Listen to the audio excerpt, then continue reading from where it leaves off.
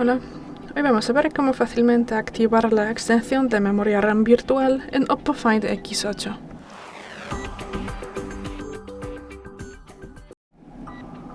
Para esto pasamos a los ajustes, luego bajamos y abrimos la posición Información del dispositivo. Tras eso pasamos aquí a la sección RAM.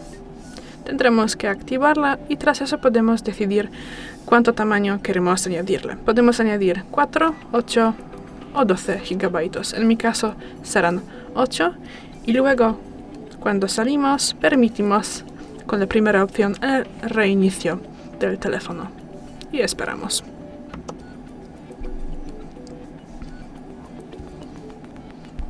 Bueno, y después del reinicio podemos comprobarlo en los ajustes, información del dispositivo otra vez. Y aquí tenemos nuestra RAM, 16 más 8 GB como queríamos. Gracias por ver el vídeo, danos un like y suscríbenos. Hasta luego.